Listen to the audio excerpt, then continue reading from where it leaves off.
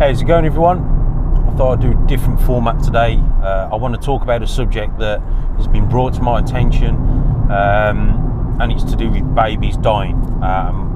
We're not talking about slugs or anything like that. We're talking about babies dying, fully developed, either hatching out or not having the ability to hatch out, and basically they're dying. This has been brought to my attention. 4 breeders, well-established breeders, have had this problem over multiple clutches. Now, 4 to you, you're probably saying, well, 4 people aren't a lot. That's the 4 people that have come to me. There could be more. However, 4 is still too many. So, what's happening is they're having babies die either in the egg, fully formed, or cutting out the egg and they're dying, and they don't know the reason and what's happening. Okay, well, my background is sort of investigation, if you like. If you've got a problem and you've approached me, and no one else can help, and if you can find me, maybe you can hire. No, I'm joking. So these people have approached me and said, Gav, we're having this problem and this and this is happening. Any ideas? And what was bizarre is, obviously I know it's hatching season, that multiple people come in and they're asking me the same question. They're sort of, they're having the same problem. And these are people that don't really know each other, so it's not like, they sort of within close proximity of each other. This is something that is happening up and down the country and even abroad. Okay, so let's look at a few things. First thing, incubation. It's an incubation problem? No. If it was an incubation problem, then basically all them babies, every single baby would be dying. And what we're talking about is not every baby dying. We're talking about 1 or 2 hatching out from each clutch, or not even hatching out and dying. Okay, so it's not even about an incubation problem, so we can write that off straight away. And a lot of these, well, all of these breeders have been incubating the same way for years, and these breeders have probably been breeding on average, let's say 5 years. Some are longer, some are a little bit shorter. They haven't changed the way they potentially incubate their eggs. They're using the same egg boxes, they're using the same substrate, they're using the same methods. Nothing has changed, so it's not an incubation problem. Okay, I hear you shout. Sperm, males, fertilization. No. As I've covered this before in many videos, if a male is not producing enough sperm, you'll simply get, let's say, the female will give you 10 follicles, you'll have 7 fertile eggs and 3 slugs. That's a sperm problem. Whether the sperm be dying in the female or there's not enough sperm due to heat, or again, not enough sperm, then yes, that is a sperm problem. We're not talking slugs. We're talking babies that are fully formed and either dying in the egg or cutting themselves out the egg and then dying. That's what we're talking about. Okay, I hear you all scream, okay, it must be a female problem. You females, no offense to you watching, please, it's not a sexist thing, but it's not a female problem either. You'll be glad to know. So I hear you say, well, what's the other thing it could be? Or the other things? Well, it's obviously something that's happening across all of your animals. It's not, it could also be affecting the males. I haven't got that far in the research because it's going to be very difficult to prove it, but I can prove this or point this out and let you guys come to your own conclusion, and I think you'll probably agree with me at the end. Okay, so what are we doing that's not potentially wrong, but what we're doing that's creating this problem? One word: food. I know, I hear you all shouting, food? Really? Yeah, think about it. For those who are or were lizard keepers or breeders, one thing that was vital for your lizard was to feed your food. You feed the food that's going into your reptile. What's the difference? There is no difference. It's the same with us. We want quality food for us, otherwise we're going to get ill. It's going to create us problems. Okay? So, quality food. And again, bear with me and just listen to the facts that I'm going to point out. Okay? When people think, oh, if the food was a problem, she would slug out. No, she wouldn't. When you're breeding a female or getting a female up to size or up to weight, then obviously you're giving her rats. When she's breeding, she goes into a feeding frenzy. And the reason for this is because she needs to stock up on those important fats and protein to build them follicles. Okay? So, she isn't going to slug out. If you don't feed that female enough during that cycle where she's feeding, guess what? She's not going to give you any follicles. She's going to reabsorb. And again, as I've covered before, it's important to make sure you feed your females aggressively when they're at that stage, because otherwise it's a waste of time. So, that to one side. So, again, as I've explained, the female will produce the follicles. They go into the oviduct where they're fertilized. That's where they become eggs. That's where the sperm kicks in. So it's happening way before they get released into the oviduct to get fertilized. This is happening in the development stage of the follicle. So, and again, bear with me. So, you're feeding your animal the food. If the quality of the protein and the fat isn't what I wouldn't say what they need, but if the quality of the protein and the fat that's in them rodents isn't at its best, they're going to produce embryos inside the or grow the follicles and then produce embryos within the eggs, but the embryos are going to be weak. They're going to be weak because if you imagine, them follicles have its own life source. You're incubating them eggs to grow the baby from the follicle, and obviously produce a baby. So if you look at most of those babies that have been so again, let's say a baby's died in the egg, okay? You cut the egg open, it hasn't picked itself. You cut the egg open, you look inside, I'll guarantee you that there is still a big yolk sac.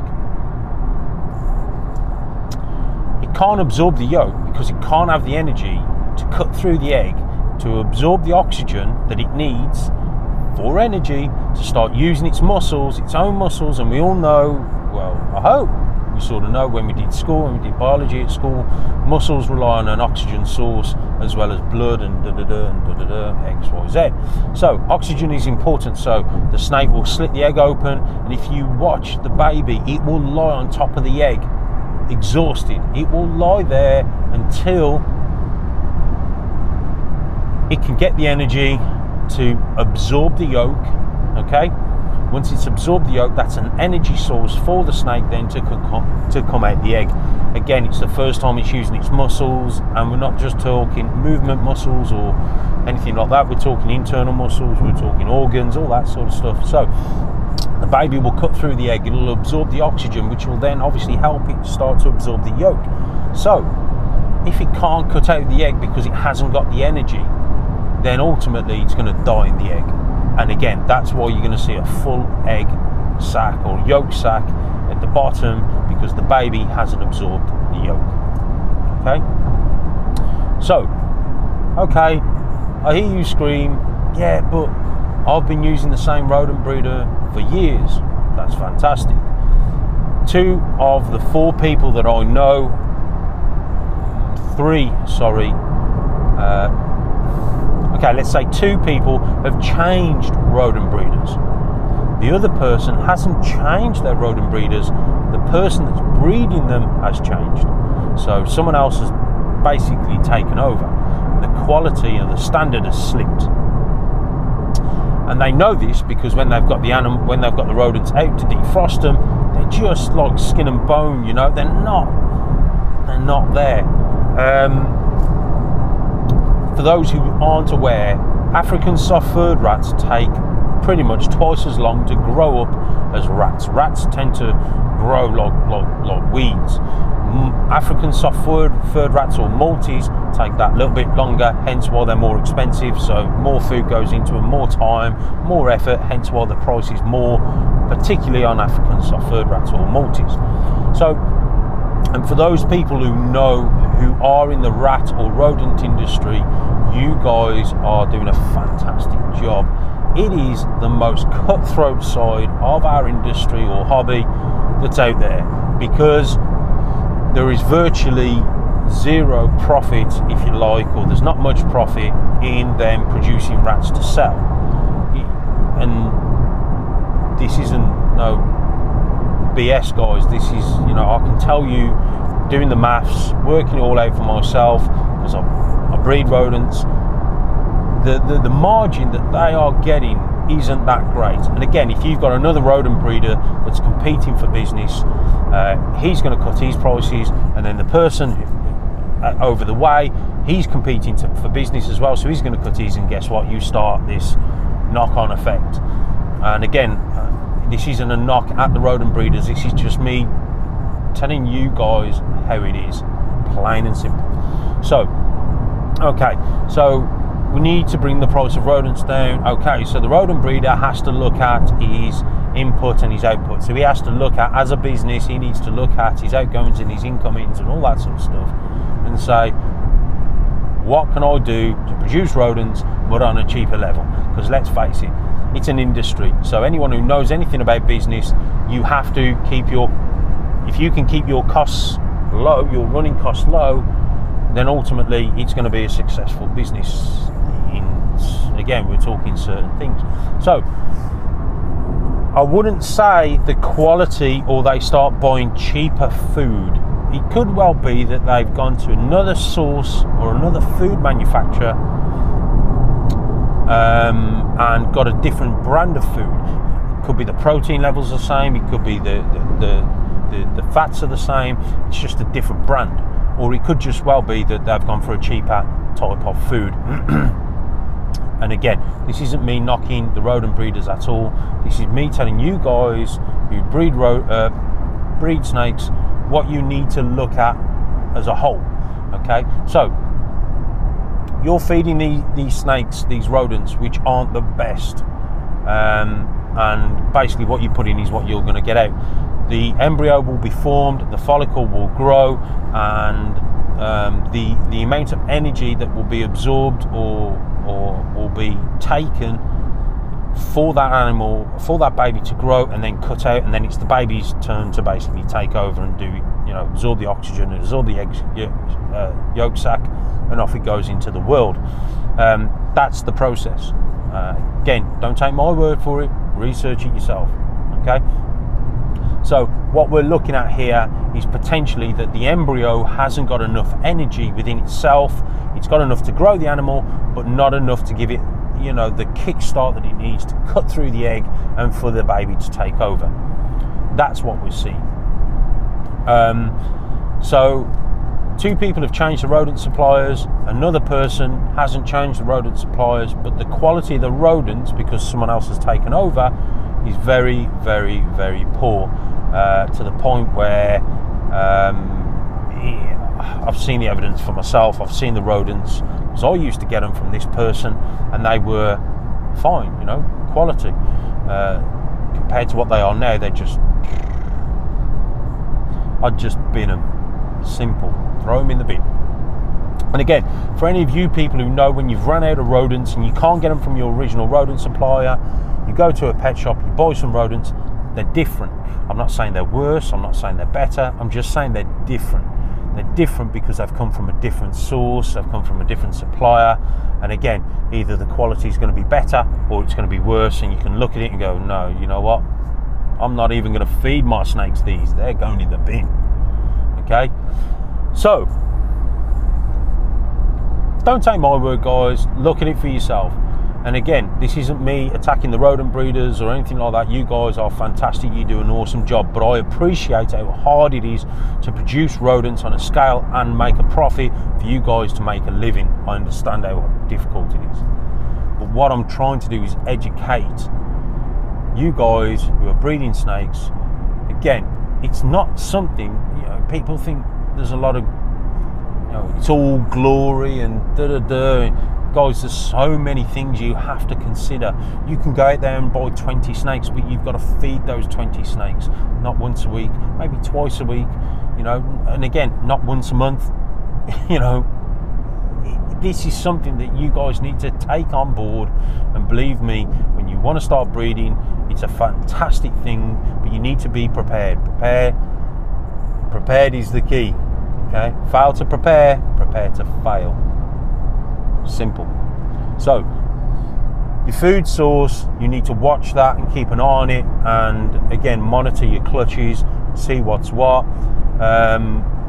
Again, for those who are feeding African soft furred rats, you're feeding your snakes on African soft furred rats, maybe you're running low, give them a rat as well.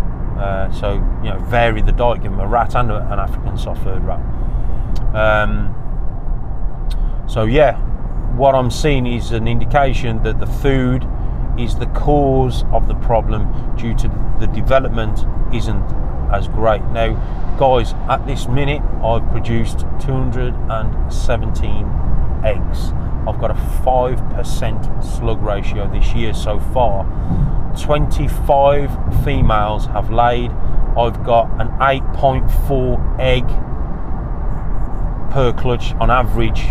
Each female has been laying 8.4 eggs per clutch, and obviously that data is changing every time, you know, I have a female lay a clutch. So, not being funny, I'm not saying on the mutt's nuts or on the dog's bollocks. I'm just saying to you guys, this is my own research.